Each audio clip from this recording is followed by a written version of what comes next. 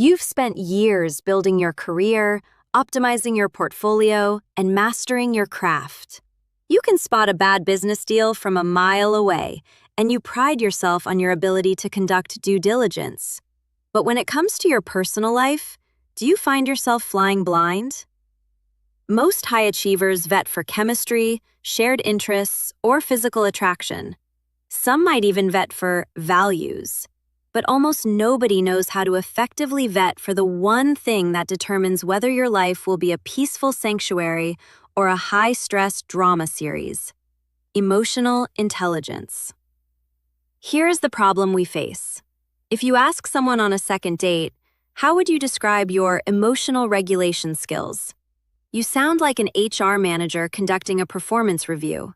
If you ask them to walk you through their attachment style, you sound like a lawyer at a deposition. It is a total vibe killer. Yet, if you ignore these traits, you risk inviting a toxic asset into your private life that can drain your productivity, your mental health, and your bank account. Today, I'm going to show you how to conduct a professional-grade screening of a partner's EQ without them ever realizing they are being tested. I am talking about stealth tactics to identify red flags before they become life-altering problems. We are going to break down why nice is often a mask for low EQ, and I'll give you the 3 specific tests you can run in real-world scenarios. By the end of this, you'll have a mental due diligence checklist that works better than any dating app algorithm ever could. Let's get one thing straight before we dive into the tactics.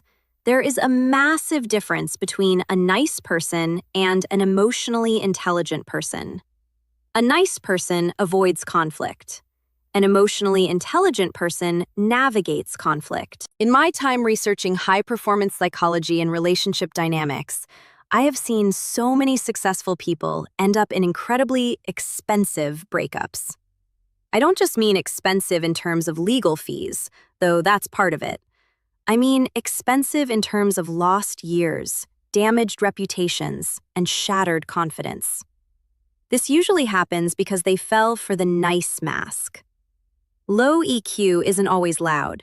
Sometimes it's a quiet, simmering inability to handle reality. It manifests as defensiveness, where everything is a personal attack, or emotional volatility, where they are a constant passenger to their moods.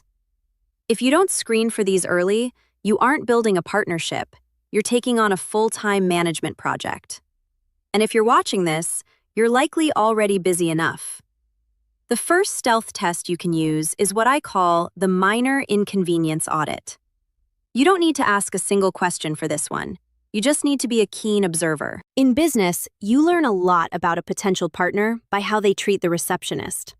In dating, you learn everything you need to know by how they react when things don't go according to plan. I'm not talking about big life crises.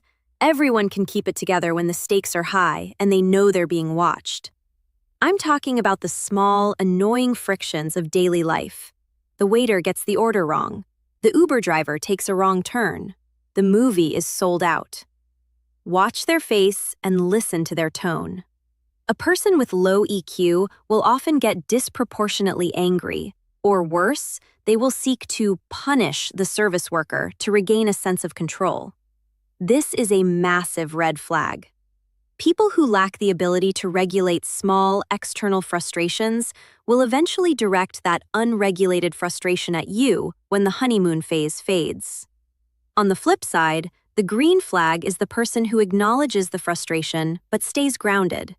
They might even crack a joke.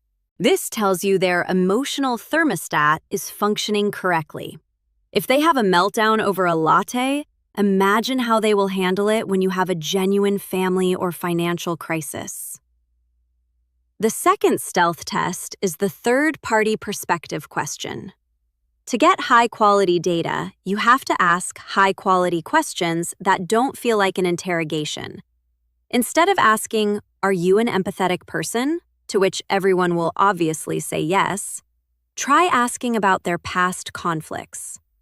Ask them to tell you about the last time they had a disagreement with a friend, a sibling, or a colleague.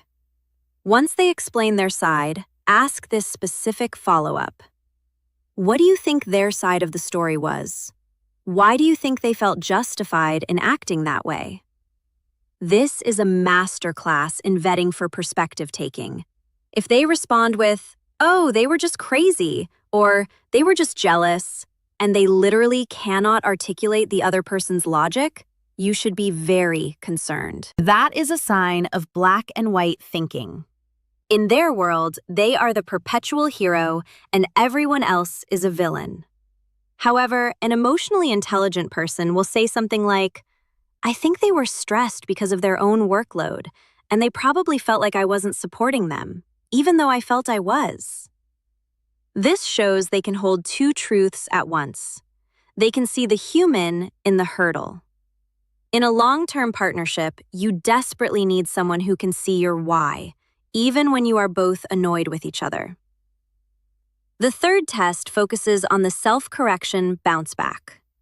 High EQ isn't about being a perfect robotic person who never gets angry or sad. It is actually about the speed of the pivot.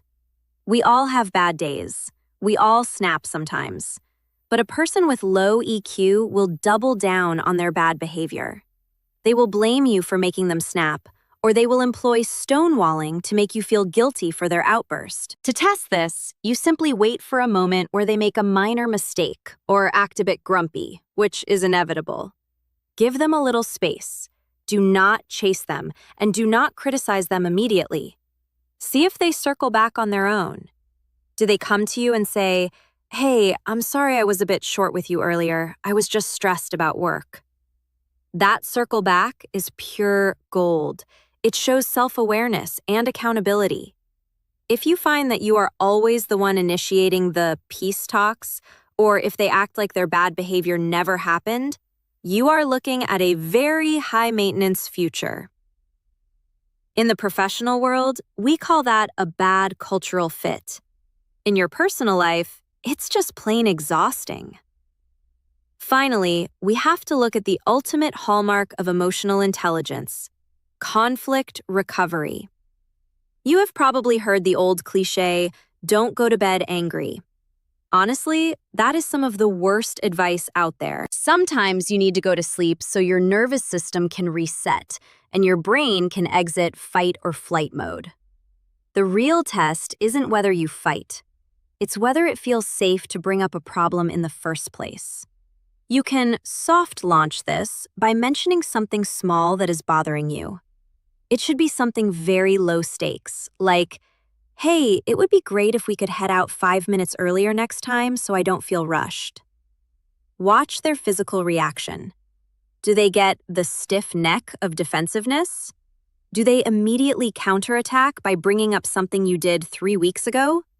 Or do they receive the information? An emotionally intelligent partner makes you feel safe to be unhappy.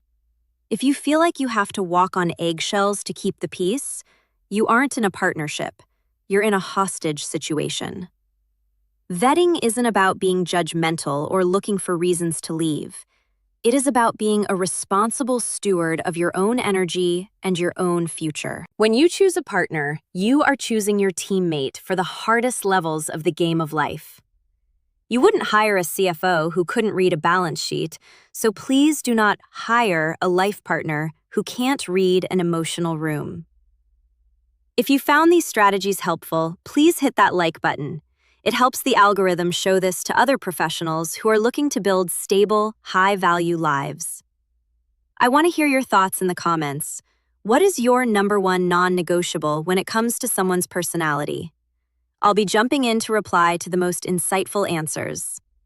If you want to dive deeper into how to optimize your mindset and your relationships for long-term success, make sure to check out the next video on your screen. I'm Lena.